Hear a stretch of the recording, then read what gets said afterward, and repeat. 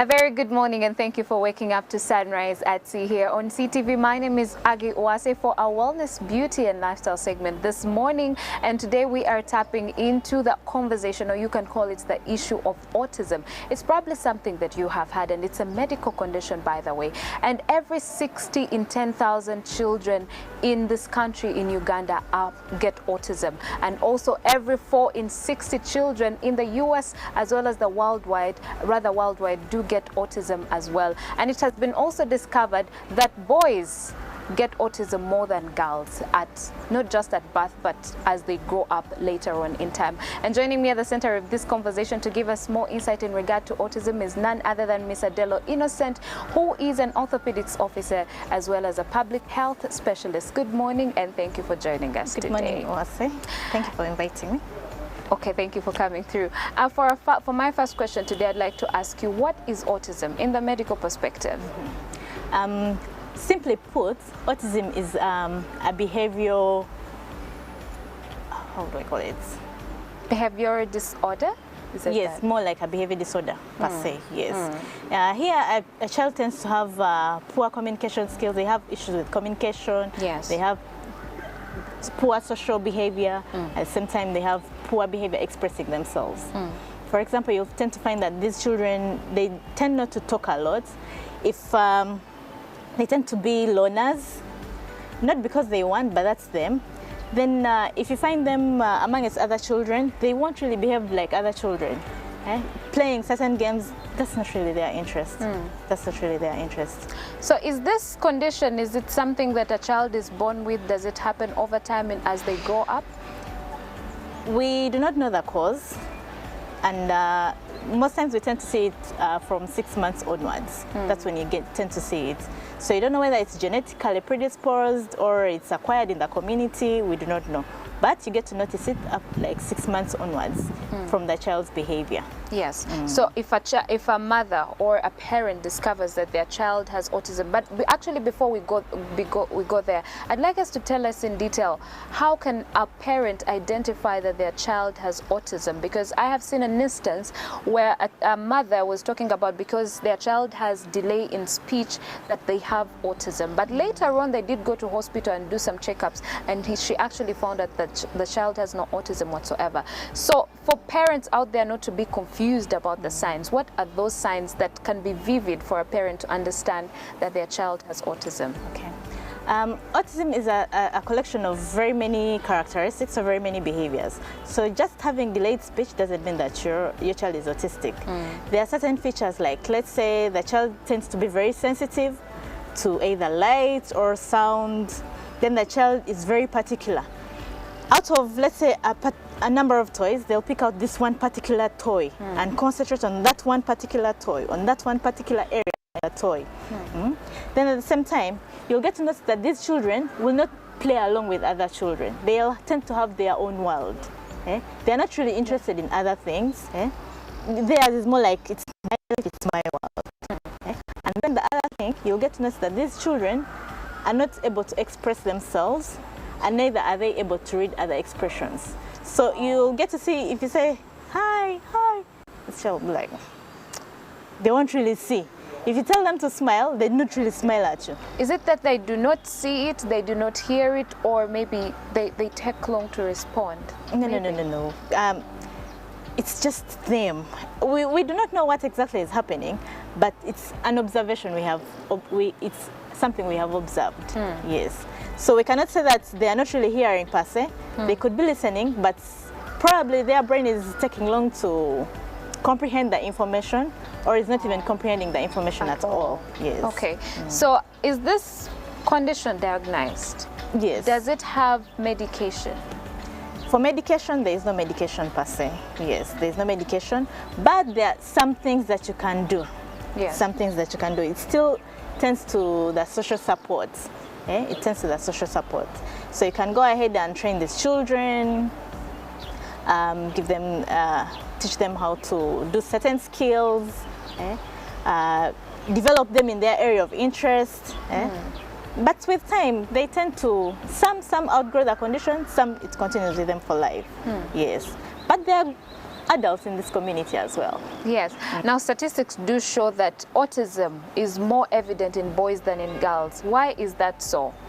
I do not want to lie to you. We do not know why. You do not know as yet. How shall we know? Because I mean, we expect to get this, from medical personnel to be able to give us this information. For starters, we don't even know what causes autism. We don't know what causes autism. We just see it as a behavior condition that's happening. Yes, and it's a collection of very many characteristics. Yes. And I've also seen that most children who have autism usually are susceptible to getting epilepsy at a later stage in life. So why is that? Why is that? Nitty-gritties. Oh, okay. Something to do with the brain. The brain is where you'll have there's that source for interaction, there's that source of understanding, there's that source of memory, all those things. So somewhere, somehow, we tend to see epilepsy as well as other conditions also present, but that doesn't mean that for every child with autism, they'll have epilepsy. Yes, it doesn't mean like that. It's not like that. Yes. Okay. What available support in Uganda is there for children who have autism, so that, in case a parent has a child or they discover those signs and symptoms in their child, they'll be able, to be availed that support? You'll have to go to the different health facilities. There are opticians present, pediatricians present, other specialists present to help you out with when it comes to therapeutic management. But at the same time, your social gathering is also equally important. Some of these conditions, actually, for every person to grow up, the biggest support you tend to have is at home. Yes, the biggest support you tend to have is at home. So as a family, you have to come together and decide on what to do next. Yes. Well, let's talk about, as we wrap up the conversation, living with autism and the stigma around autism. How can we go about it? How can it be mitigated? How can these children feel more comfortable in society even when they have autism? We start as the parent, acknowledge that yes, I have my child, yes, they are like this, and accept to live with it, and look out for the positives, because every person has a good side and a negative side. So learn to live with what you have at hand, and at the same time be protective. Show these children lots of love, and also you yourself as the parent, or as the parents, show yourselves maximum love, because you need each other. Yes. You need each other. Then seek out for people who do understand. There are very many people in this country that have children like that. You can seek each other out and share notes, do share notes. Even when you go to the health facilities, do share notes with the health workers. They'll probably give you some more information or help you out, tell you can do this like this, do this like this, and encourage these children.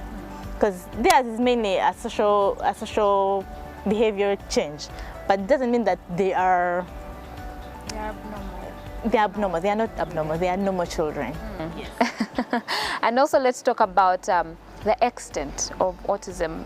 Can it be mild? Can it be, all the way to severe and too extreme that, a child needs to be probably taken to a rehabilitation center? Does it go to that far extent? I won't call it a rehabilitation center per se, because, but yes, they do. Autism has ranges. There's mild to severe. Sometimes you need these social support groups. There's one, I think, in Ntinda that does that. There's one in Ntinda that does that. So depending on how severe, for severity, you as a person who's living with a child, you'll have to tell, and then also go to the hospital. Then they'll guide you on what to do next. Yes. Okay, as we wrap up the conversation, finally, I'd like you to give us your final remarks in regard to autism and how people can live with it. Every child that is born on this planet is very useful and very important. Embrace every child as how they are and give them support. Support is very, very important. You'll get to see some children who really come out so well. Love all children equally. And as parents, seek each other out. Do not let this be a burden onto one parent, because we do not know who is who. Encourage yourselves, support each other, and seek out other people who could be in the same situation with you.